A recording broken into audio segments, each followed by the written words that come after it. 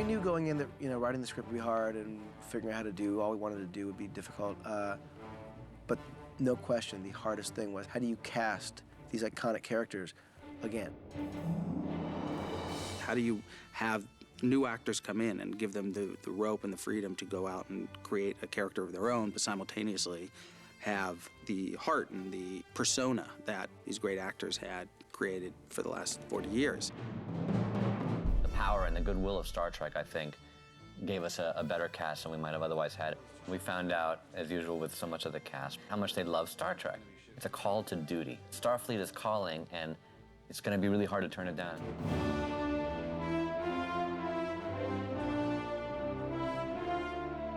I'm really impressed with the casting on this movie. Not only are they people who really know what they're doing and how to do it, but have the characteristics they can bring that will reflect on the characteristics of the original cast and will extend on that. To find Zachary Quinto, who, Spock was like, we just couldn't understand how we were going to ever find the right guy to play Spock. We were amazed and relieved beyond words to find Zachary Quinto. It was a board about this new Star Trek movie that they were doing, and somebody wrote something about me playing Spock on it. And it really ignited this idea in me. I was like, I want to play Spock. When he came in and read, he was just so perfect that he was undeniably perfect. There were strangely moments where he actually looked like Leonard, like when his head was tilted at certain angles. As soon as he walked out of the room, we looked at each other and said, well, one down. He managed to capture the very essence of Spock, and it was really uncanny sometimes working with him. I couldn't see Zach. I think particularly for Zach, who's going to have to act against the original Spock, you can imagine that on paper that seems like a kind of a daunting task. It's a daunting prospect on any level, These characters are so revered and cherished the world over, and people take it very seriously. Well, they sent me some footage of him. I immediately saw that there was enough resemblance and a load of talent. No problem. Thank you very much, and let's go to work. We wanted to make sure that he didn't have pressure to impersonate him or to be the same character. This goes back to the premise of the movie, which is that there are slight alterations in the universes from what came before. So this is a new story, and as such, the characters are in situations in which none of the original actors ever found themselves. If the time continuum was disrupted, our destinies have changed. We're bringing our own life to them, and we're entering into these characters at a very specific point in their journey. So my Spock and Leonard's Spock are very different people. On the other hand, the spirit of Leonard's performance as Spock is so clearly present in what Zachary was doing, because they're both very smart guys approaching the same character. I think he's going to be able to flesh out a lot of areas that were suggested or hinted at, but not totally fleshed out dramatically and emotionally. I feel anger. Live long and prosper. Leonard and Zachary met at Comic-Con in San Diego, and it was weird because they look so much alike in some ways. It was a very sort of surreal moment. They timed it so I walked in just as he was getting out of his car, and then we were all of a sudden just in this elevator. It was really kind of bizarre to be then. I was like, hi, Leonard. And then his first real words to me, he was getting out of the elevator and he was like, you have no idea what you're in for. The coolest thing was being backstage, and Mr. Nimoy's wife, Susan, was back there, and she was looking at Zachary, and she said, this is creepy. Leonard was incredibly helpful to Zachary in terms of talking him through not just sort of, practical things about ears and eyebrows, but just about sort of what the character meant to him and how to approach it. How you doing? Okay, good. How are you? He was incredibly generous with his time and his energy, and that made the initial entry into the preparation a lot easier for me. When you say fascinating, I'm going to respond with yes. We talked about how I arrived at certain aspects of the character, a certain kind of way of thinking through the thought process of the character, posture, physical posture we talked about. A lot of the things that we talked about were much more rooted in the psychology of this character and sort of where he comes from and how he looks at things. But I'm very protective of it's interesting because I'm not usually like that, but I feel like a lot of the things that I spoke to Leonard about, I'm really interested in just sort of keeping for myself.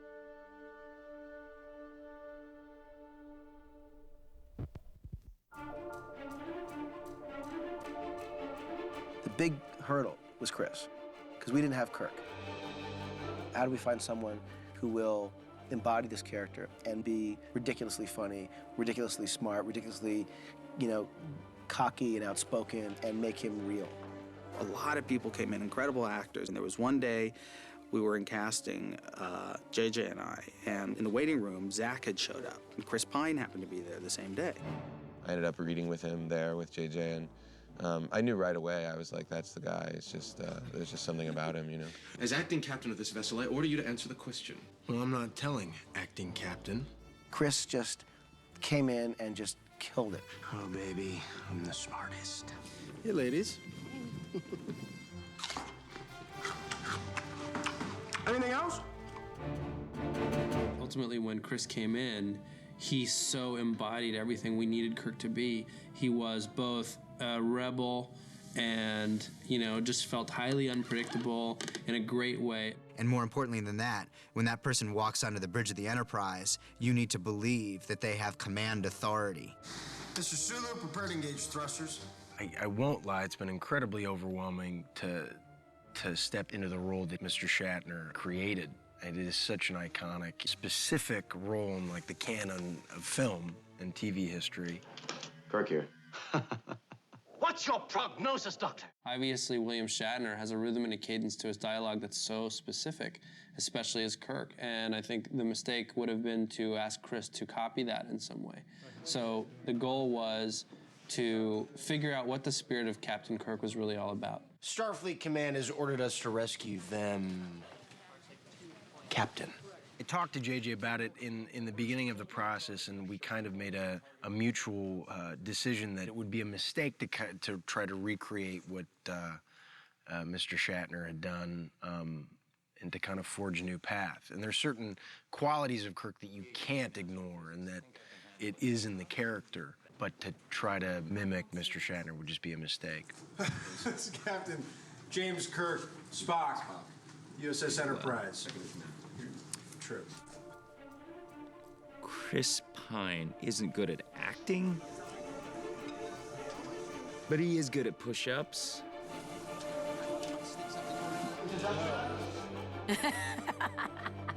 Shoes are down, sir. Chris is he's not all there.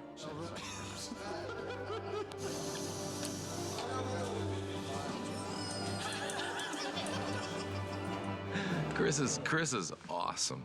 He's a wonderful actor. He's a great guy. He does a fantastic homage to Shatner, and he can take it till you're laughing yourself silly, or he can take it where you go, that's a tiny bit of Shatner that he's just letting in there to remind us that that's who the guy became.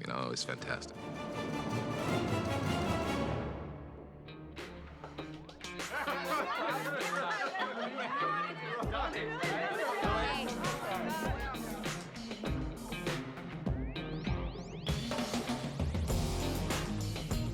Zoe Saldana is Uhura. She's so beautiful, and she's so sort of petite, and she's got these big, wide eyes, and yet she could kill you. She is so tough, and so I loved the dichotomy in that. I'm assigned to the Farragut? It was an attempt to avoid the appearance of favoritism. No, I'm assigned to the Enterprise. Yes, I believe you are. Thank you. I'm very much a very tough broad. I'm from New York, and I'm the only female in a cabin full of men, so I do consider myself very fortunate that I've been able to kind of dodge stereotypical roles for females.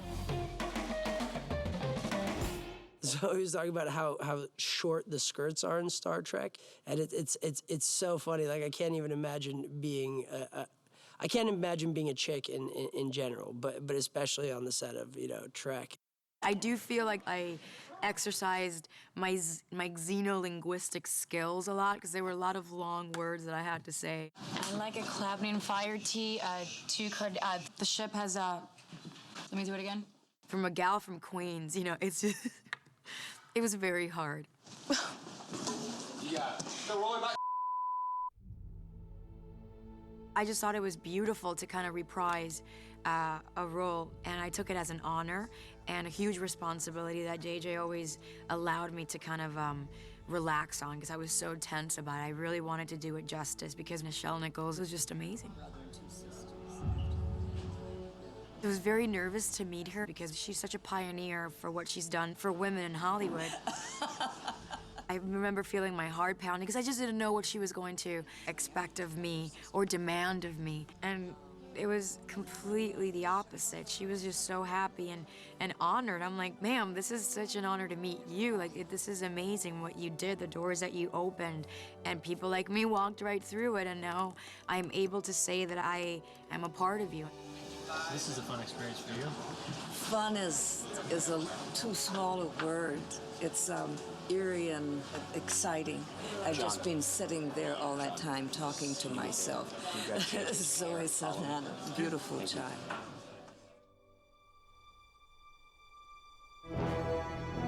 The ex-wife took the whole damn planet in the divorce. All I got left is my bones. Carl Urban came in. He just was Bones. In his audition, it was uncanny. When you actually see the close-ups, you see the similarity with McCoy. God, man. It's amazing. And that's a tricky character because that's one of the funnier characters, and it's one of the ones that has the most danger of slipping into parody. Are you insane? He just brought Bones to life in a way that was this craggy, angry, sardonic, bitter, pissed-off doctor, but you love him. Are you out of your Vulcan mind? I'm a long-time fan of the show. I watched it when I was a kid. When I heard they were making a new film, I was very, very interested to be a part of it. I actively went about setting meetings with people involved in the project. I think everybody was just as excited as I was, especially my son. We had been watching the box sets, so he was really thrilled. I'm a doctor, not a bricklayer. His Bones is spot on. Damn it, man, I'm a doctor, not a physicist. I just wanted to really give a big nod to everything that DeForest had done in the past. Jim, you can't risk your life on a theory. While I did not want to become some sort of carbon copy, I wanted to try and capture the very essence of what Bones was. Congratulations, Jim. Now we've got no captain and no damn first officer to replace him. Carl Urban is apparently incapable of taking a bad photograph. But then on top of that, he's this really quirky, really funny, really good actor. Like the old Space Invaders. He's a great guy. The first day that we worked together, there was a chemistry there that hopefully we'll get to explore in the other movies. How long is it supposed to? Unbelievable.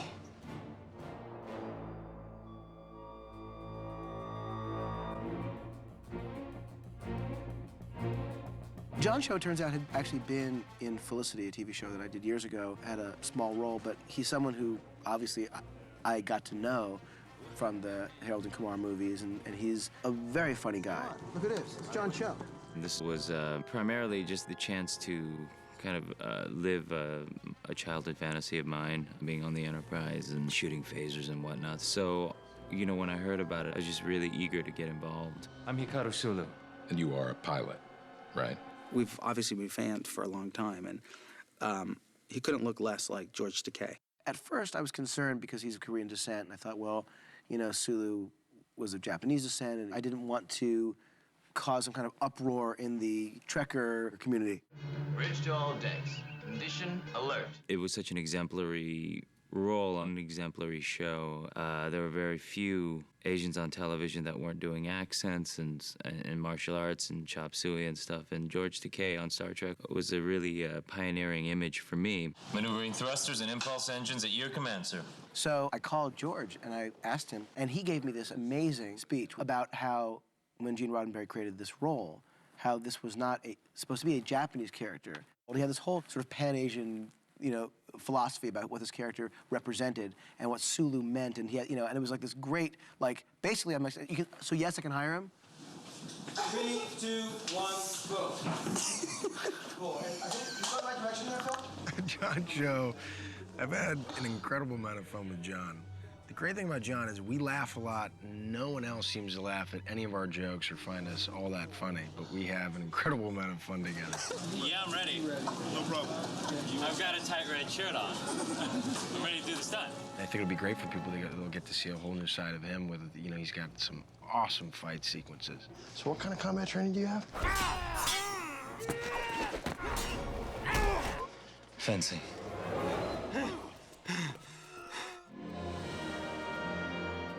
Russian whiz kid, what's your name? Chanko? Cherpov? Ensign Chekhov, Pavel Andreevich, sir. Fine. Chekhov, Pavel Andreevich. Begin shipwide mission broadcast. Yes, sir. Anton Yelchin, who was born in Russia, had until very recently never returned, but he speaks fluent Russian because his parents do.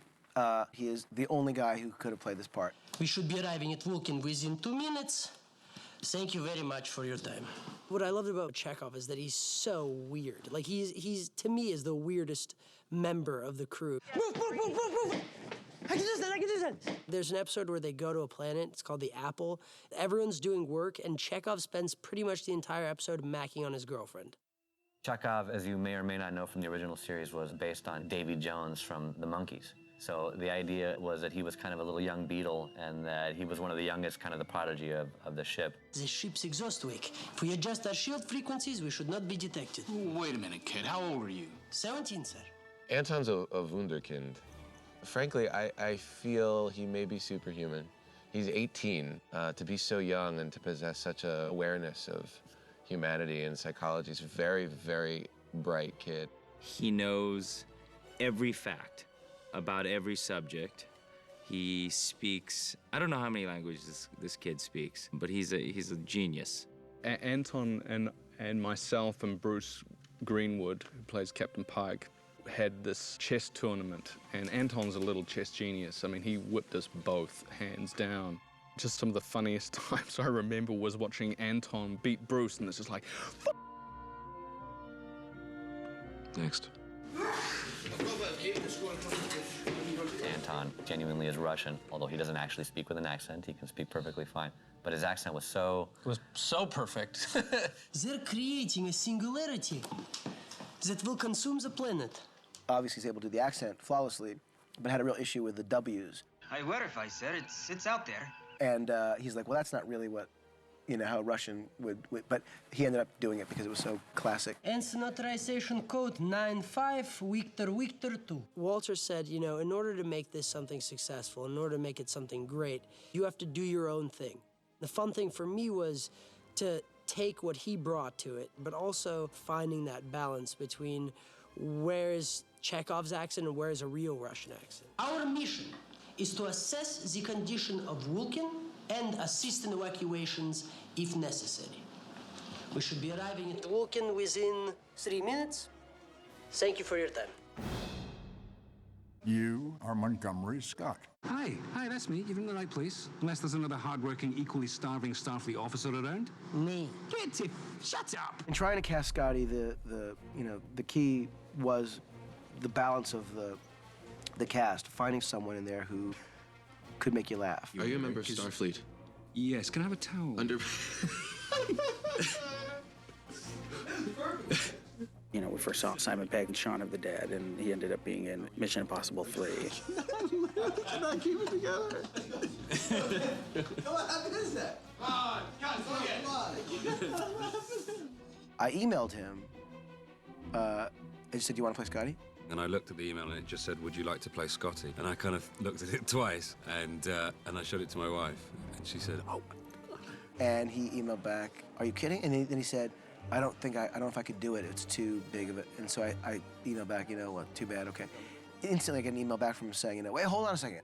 I can't change the laws of physics. I loved the original TV series. I remember watching it when I was 9 or 10 years old on holiday. I have a really strong memory. It used to be on BBC Two in the UK at 6 o'clock every night. And it was a real appointment to view for me. I mean, James Doohan, it was such a great characterization. He had his light side, but he was also a fighter and a drinker. You know, he was like what you would expect a Scot to be, really. I'm married to one, so she's not a fighter or a drinker. I like this ship. You know, it's exciting. He just completely, you know, knows the accent inside out, able to do it, just, you know, genius. I'm sure it's not your fault. I'm sure you lads are just doing your wee job, but could you not come a wee bit sooner? But Tommy Gormley, who's our first AD, he's a Scottish first AD. So it was fantastic having the, Scottish police right there. Quick! March! The Scottish accent is I think, is fantastic. I've got a very critical ear for hearing bad Scottish accents. But he's got a wife from Glasgow, so he was already an honorary Scot. It's a massive pressure because the fans out there are so numerous and so dedicated. This is their thing, and I'm kind of one of them, so you just want to please them as much as everyone else. Kirk to engineering, get us out of here, Scotty. You bitchin' arse, Captain! Why aren't we at war? I'm giving her all she's got, Captain! And studying the original series and the history of how it came about, Captain Kirk and all that kind of stuff, if you read about it, was very much inspired by Kennedy. Maximum work, punch it.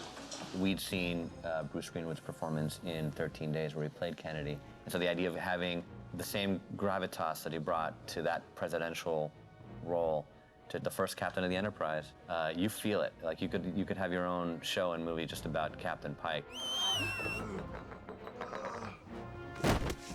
Outside, all of you. He gives it a believability that is going to be essential.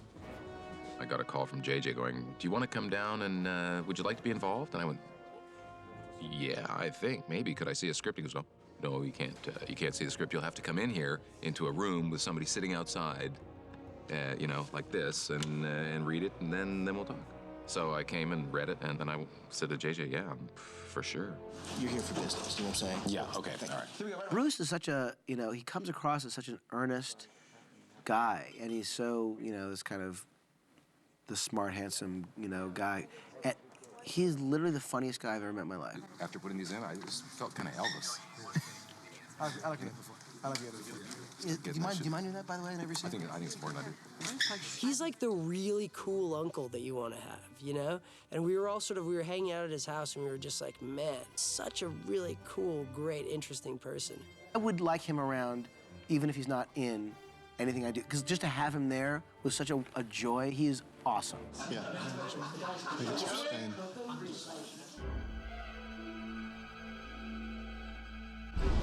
I'm not going to kill him. I'm going to make him watch. Well, Eric Bana, again, continues a long list of the embarrassment of riches that is our casting. Something like Star Trek is so iconic that when you're then approached to be involved, you do pinch yourself. It's often said in screenwriting that sometimes your movie is only as good as its bad guy. It's not simply to avoid the destruction of the home that I love. The bad guy that you can't relate to sometimes ultimately becomes a non-bad guy. The bad guy you can relate to becomes much more engaging to the audience. Only then will she be safe. He's very thoughtful and cares so much about what he's doing and really is incredibly focused. And the other thing is he's willing to try a broad range, and that was critical for this part. Players are definitely like to do a version. Because as the bad guy, you can get that mustache twirly, lame, over-the-top thing. You're absolutely right. It can't just be the same note. It's got to be a different thing. And Eric gave us incredible range from take to take, where I would ask for a little bit more, a little bit less. Isn't that right, Spock? Go back to the top. Do it again. There we go. Isn't that right, Spock? He would be willing to go, from one extreme to the other. Fire everything! I knew I should have killed you when I had the chance. I felt as though the writers had almost treated his villainness with a grain of salt. And I thought he would be an entertaining villain. And most of all, from a selfish point of view, I knew it'd be a lot of fun to play. I take no pleasure in your extinction. Despite the fact that he's doing these terrible things, you actually feel really bad for him. And that, to me, can only be done by a brilliant actor.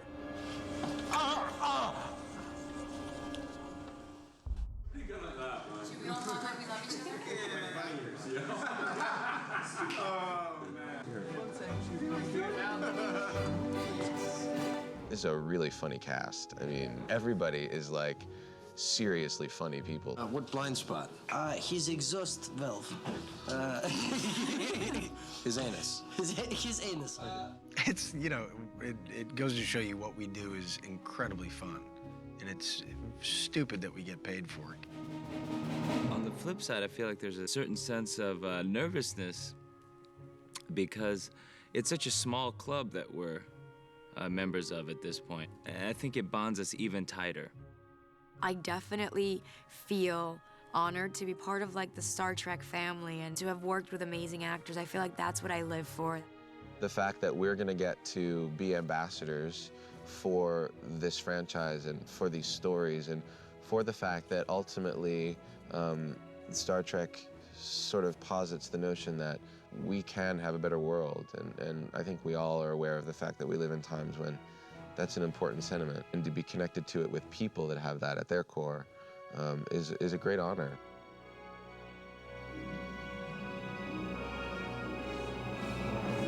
Among the things that were little mini blessings of this was to celebrate Leonard. We hadn't heard anything about Spock from him for a long time. So I thought it might be interesting to find some way of bringing it around.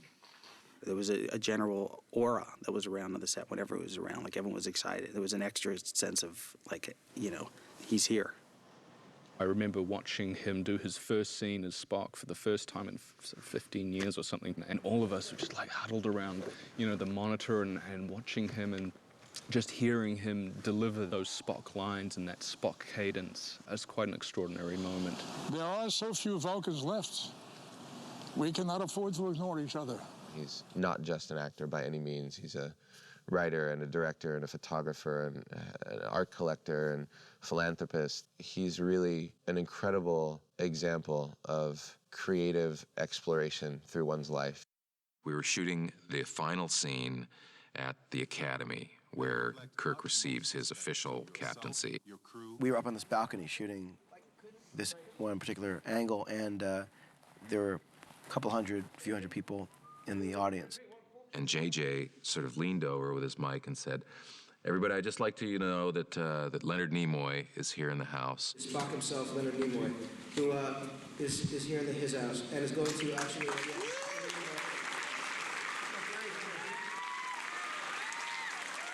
And he went over the balcony and sort of waved and did the Vulcan, you know, salute.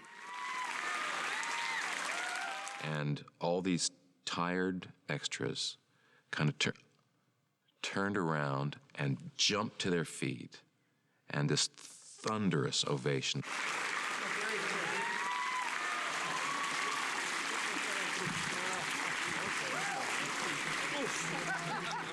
It was just, I mean, everybody was just going, it was beautiful. It was really beautiful. Ladies and gentlemen, this wraps Leonard Nimoy. We all just felt blessed to be given this chance to meet with, work with, and become friendly with this amazing actor. It was a profound experience. I'm not emotional.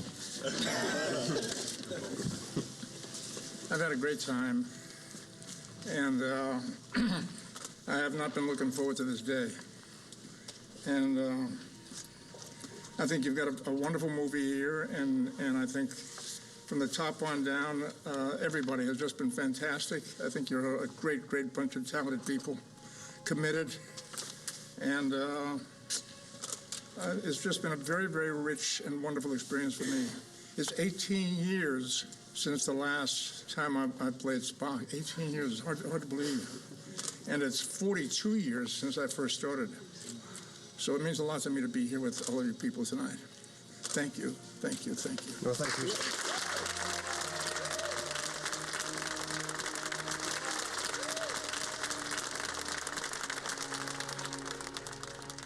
Live long and prosper.